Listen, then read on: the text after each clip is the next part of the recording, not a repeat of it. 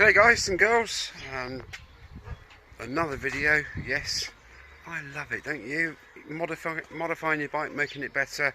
Now, I am in the process of putting this on my front mudguard. Okay, my dog wants to come out and go and get the mutt out of the house. He hears me talking and he thinks there's somebody in the garden. Come on then. Good boy. See him off then. See him off. Yeah. Oh, he's lovely. He's lovely, isn't he? Cool. Right, so I've got thus far. I've removed the 4 bolts from that holds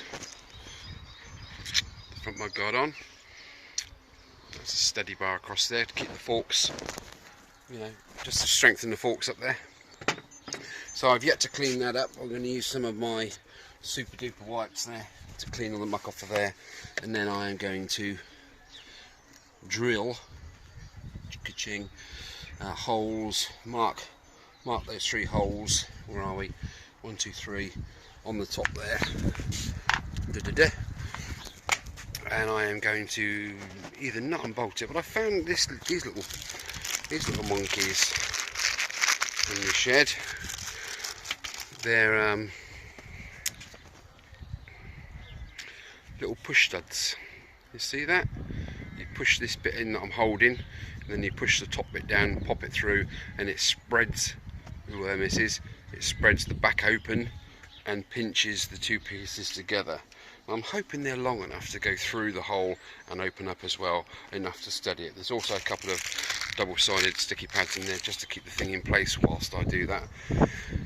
More importantly, I've now taken that front off. My ride home yesterday, from having picked my bike up from the menders, I did notice it was kind of, how do you put it? It feels like you got a slope, a bit of a flatty, and it's sort of a bit wallowy. It's forever hunting, you know, without naturally just staying in a straight line.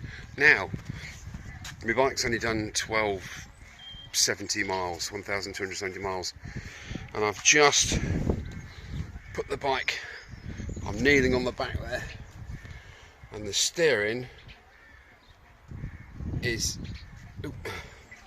try and do that again. That is not G.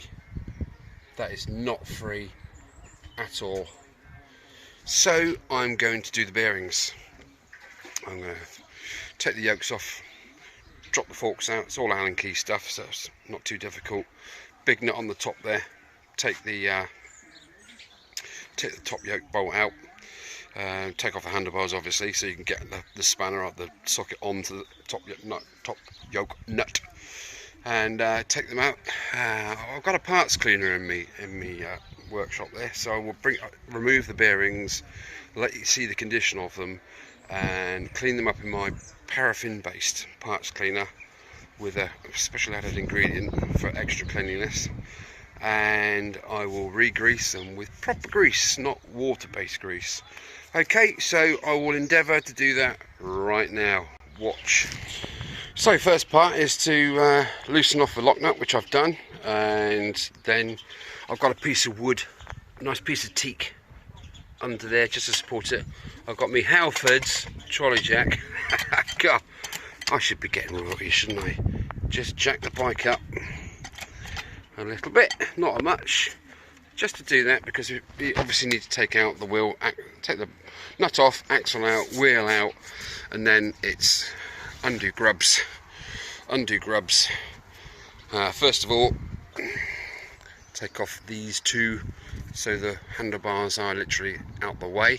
Put a nice blanket, towel, cloth or whatever so you don't scratch your paintwork, and then you take this nut off.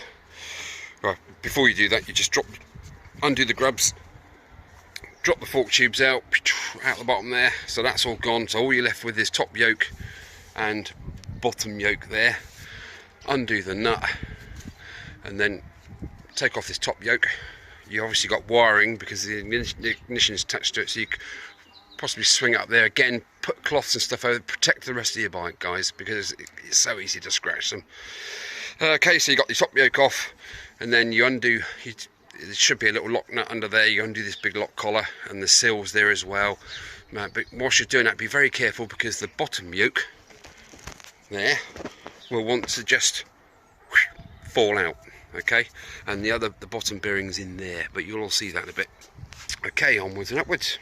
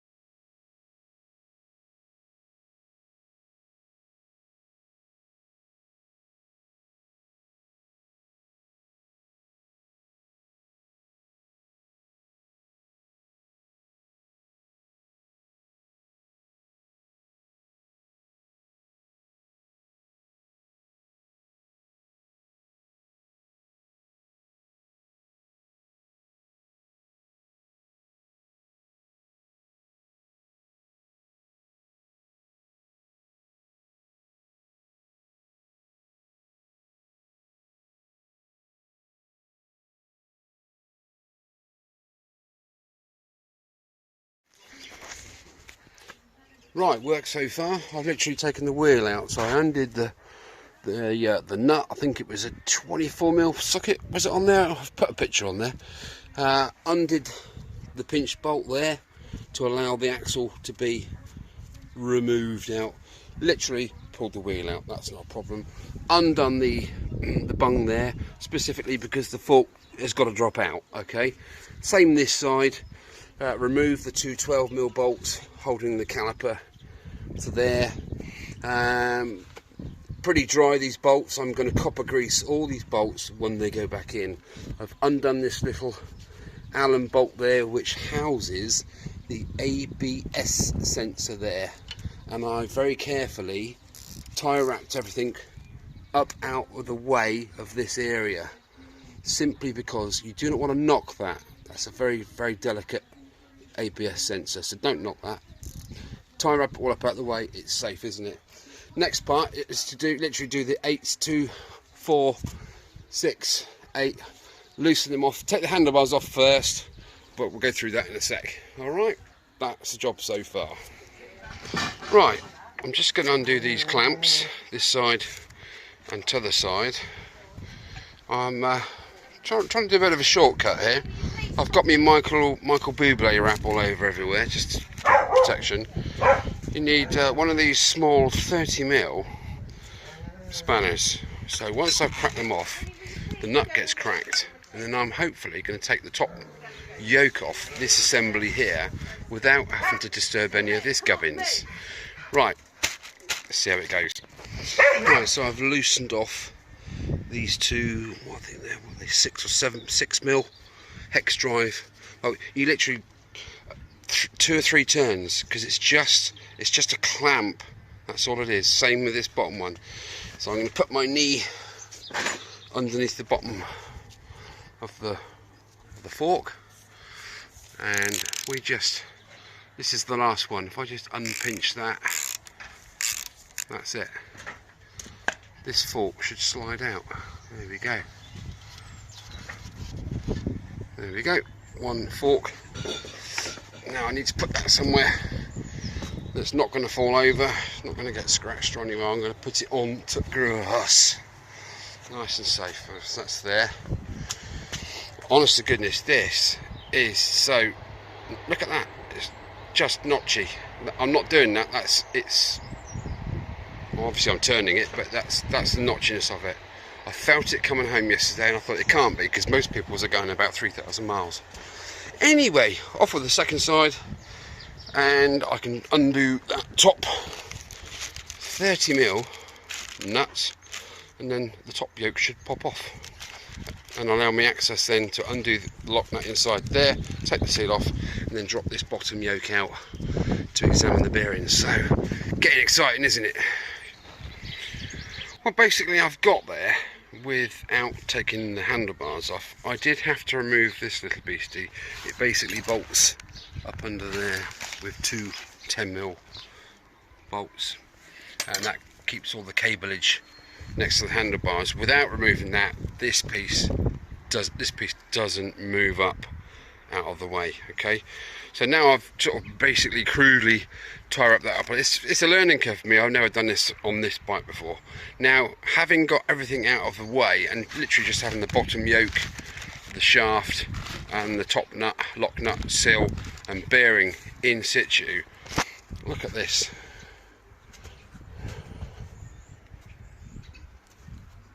I've got to force. I have to force that to move. That is as tight as a drum. It's absolutely ridiculous. Let's just undo that. That will need coming off. Look. I've got to literally tap that round. That is tight mad, isn't it? I thought there was something wrong with it when I rode it home yesterday. Okay, on first inspection, there is no sign of rust, which is absolutely brilliant. Well, there's a little bit of brownage going on there, isn't there? Just a little tiny bit. But generally, they look quite good. So I will parts cleaner up both bearings and inspect for any flat spots on the rollers. Now, to get the lock ring off, there, that was so tight. It was mad, proper tight, too tight, in my opinion. Anyway, guys, I'm going to clean them up and see.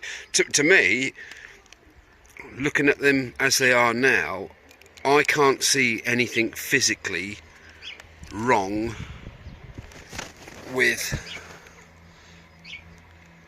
any of it. I think it was just too tight. Okay, so right, there we go. I'm just going to crack on with it. Well, I may have found the culprit. It might just be this top seal.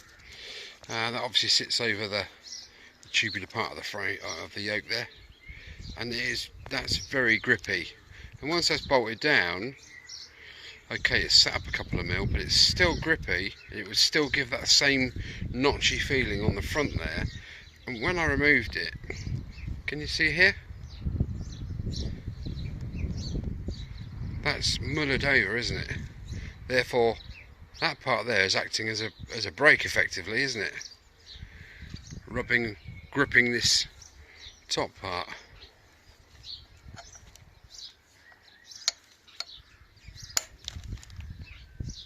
Yeah, that shouldn't be that grippy, should it really? Because that does turn with the top, with the steering head, top yoke. So, what do you think? I don't think the bearings are too bad, in all honesty. I'll clean them all up completely. That's the top bearing, absolutely good as gold. There is slight little marks in there, but nothing to be worried about. The bottom bearing,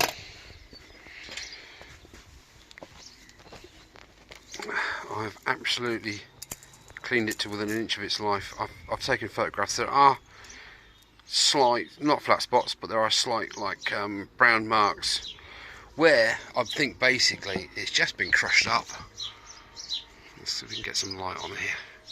You see these little marks here? They correspond with the brown marks on this lower bearing. I think, you know, that's just been graunched up, hasn't it? Just too tight. There was plenty of grease in there. It wasn't that nasty white grease. It was proper decent grease. I'm just going to re-grease it and put it back together and see how it goes. I'm a little bit concerned about that top seal because it's acting like it's a brake, isn't it? Okay, well, yeah, I mean, how does that happen? Do they hammer it flat? I don't want to drop it again. If they drop it, is it that soft? Would that bend in like that? I can't physically bend it out just with fingers. Anyway, you can see it. it won't go on because that lip's bent in there. Like, can you see it with the light there? It won't just, you have to snap it over because it is literally, isn't it? It's gripping that.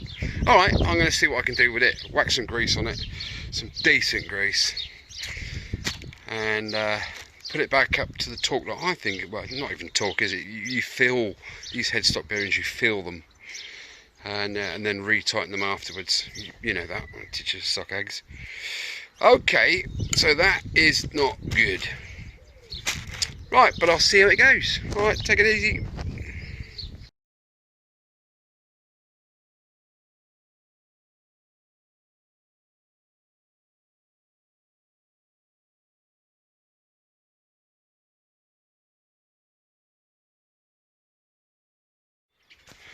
Okay, all back in, reassembled. I have greased heavily, well, adequately, the top and bottom bearings.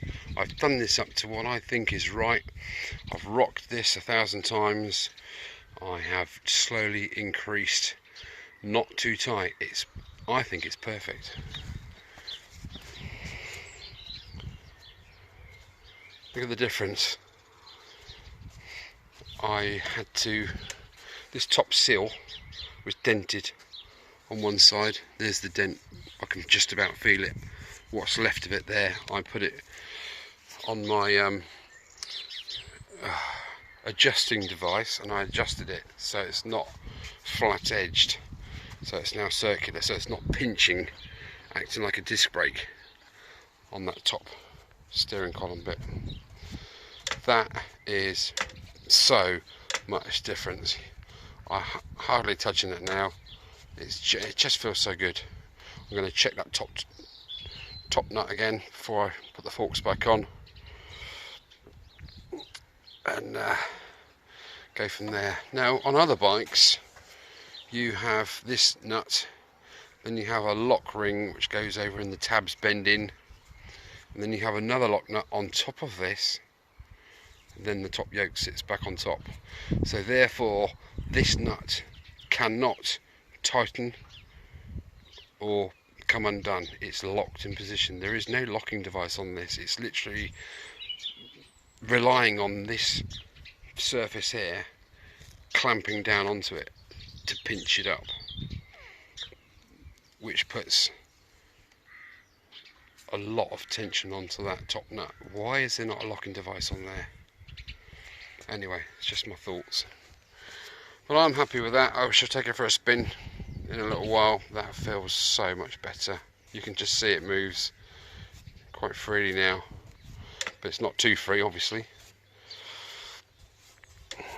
That grease has to bed back in that bottom roller assembly, but that's just so much different. Look at that, beautiful. I'm happy with that. I'm going to see how it goes, guys, and we'll just play by ear. Okay, we've got forks back in. On reassembly, put the top yoke on, obviously, just nip this up. What I did is, when I undid this, obviously this nut comes up and it hits the bottom of the handlebar, so you literally lift the whole yoke system up whilst I'm doing that to get it off. Okay, so reversal is, refitting is reversal of removal. Now, you get the tops of the yoke, of the stanchions up there in the yoke level with the top of the yoke, so they're level both sides. Do up the 2 pinch bolts there, do up the 2 pinch bolts there. Okay, now once they're done up, then you tighten that down. Okay, do not tighten these up and tighten those up. Okay, because then when you go to tighten up that nut there, you're trying to squash the 2 yokes together. Do you see what I mean? That's clamped to the shaft there, that's clamped to the shaft there, so that distance cannot move. But when you do this nut up, you're trying to pull the bottom yoke in.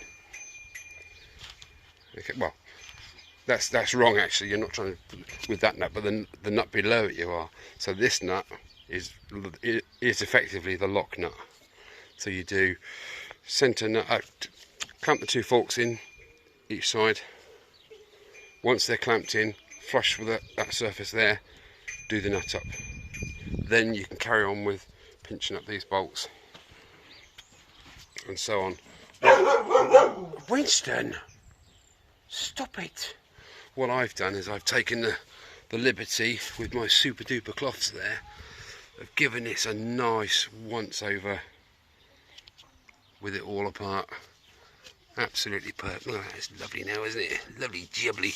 Back to how it should be.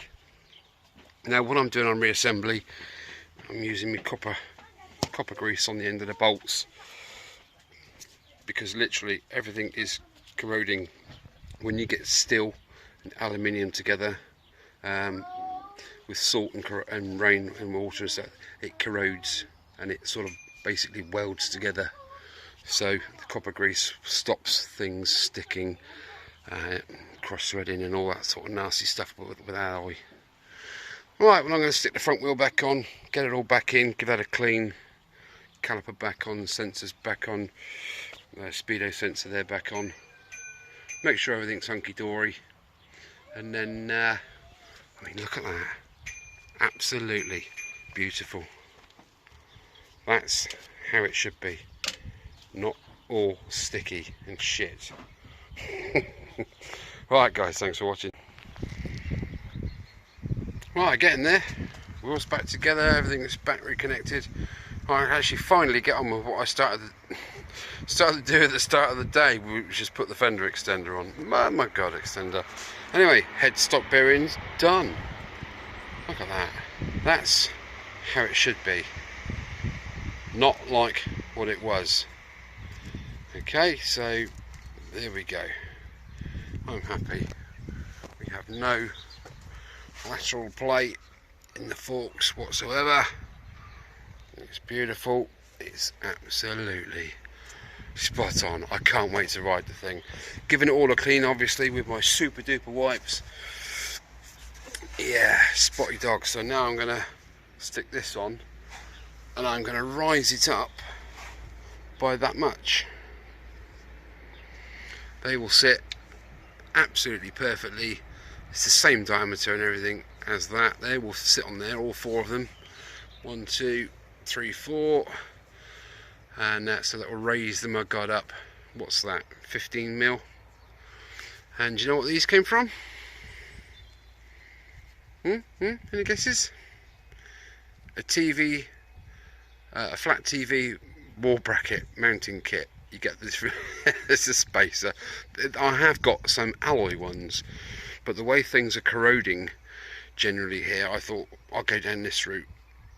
So that's not aluminium, that's plastic, but it's proper sturdy plastic. It's not going anywhere. So we'll see what it looks like when I've finished. Right, let me get on. Right, well I've got one stud in already. Looks pretty much like that. Focus, and I've drilled the hole for the other one. Basically, it's like this. Great little things. So you put the stud in like that, and then you put the popper in like so. Force it in, and nice hard to do it with one hand. Oh, I can't do it. No, I can't, that one. Just have to get me plastic hammer on there. But anyway, it's going to look something like that when it's finished. And there's minimal sticking out through there, so nothing's going to touch the tyre. Plus I'm raising it up anyway. So looks like it's going to rain. Don't need any more of that nonsense. Right, I'll show you when it's finished. So there we have the final product. Like I say, there's my risers in there, and then my fender extender on with my plasticky rivets. They're brilliant. Look at that, it's proper solid, that. And I like the way it's opened up this bit of the tyre there, because it was quite enclosed, wasn't it, before? So, you know, and if you're doing a bit of off-road and you get a stone up under there, you've got plenty of clearance now for the stone just to drop out, as opposed to going and doing all that sort of stuff. But there we go. yeah, just going to give it a bit of a clean up now with my super duper wipes, and yeah, I mean, that steering is just spot on now. It really is absolutely chuffed to pieces how that's turned out. So yeah, jobs are good, I reckon. Okay, that about wraps it up. Right, we've had a clean. So today he's had an alarm installed. He's had the headstock bearings cleaned out, re-greased, reassembled. I've put the Fender extender on, cleaned everything up, raised that front mudguard. That's about it for today. I've given it a good clean, and I've noticed so much on this bike. I mean, it's made to a price, isn't it? That's the thing. So I'm looking at, you know, spokes. Let's just take the rear spokes for a second. Okay, that's 4 months old. What's that going to be like in 4 years? You know, there are 2 options to stop. I mean, everything is corroding. Everything's corroding. Now, I mean, that washer even, it's rusty. It's just not stainless steel, is it? It's just cheap materials. Bike, fantastic. Bits and pieces. You get what you pay for, don't you? Bottom line is, you have 2 options with the spokes. You either paint them professionally, or you swap them out for stainless ones, proper stainless steel. There are kits out there available apparently. I'm going to look in to doing all that kind of stuff. I need something to go in there to protect all these gubbins underneath here. I mean, look at that. That's only 4 months old. Corrosion, that bush isn't going to last 5 minutes, nor's that one. I am going to do so much this bike. It's going to be incredible. I'm changing out all the engine bolts, the side panel bolts, for stainless steel. I'm going to measure each one, get a kit made up specifically to do that. All the nuts and bolts I can see that are starting to corrode, I'm going to treat, either paint or what have you. I mean, the front wheel's not so bad, but yeah, it's what it is. It's what it's made up of, isn't it? The bike itself is a work of art, and it's a barnstormer, a proper barnstormer. I am so happy with this bike, and when I finish with it, it's just going to be the dog's nuts. Call me mad, I'm going to put a rear mudguard in here. Okay, there's plenty of ways I can fix it there. In actual fact, it'll go right down under here to past this. So this will all be cleaned up, and then that won't get, well, obviously a little bit more mucky, but it won't get any. It'll last so much longer than this gubbins is going to last at the moment. And it'll protect all that. Finish about here. Yeah. Will it look a bit daft? Well, I don't know. If I can get it to match the front mudguard, I reckon that'll look a bit jiffy. I like the open plan business of it, but at the end of the day, it's just going to corrode away, isn't it? I am so glad I haven't off-roaded with it yet. So it's just been a few. Oh, okay, I've ridden it since Christmas, but hey ho. And that's how it's gone so far, and I looked after it. I AC50'd it when I first got it, and I've gone through a couple of cans already, but it's still doing that. So there's only one way for it, and that's to bling it up, and that is exactly what I'm going to do. This bike is going to want for nothing. It's going to be a flipping flagship for Royal Enfield, I promise you. Okay guys, thank you so much for watching. I do go on a bit tonight at times, but there we go. That's what life's all about, isn't it? Getting to the bottom of stuff. Right, cheers for watching. Like, subscribe, share, whatever. Take care, ride safe, and look after your bikes.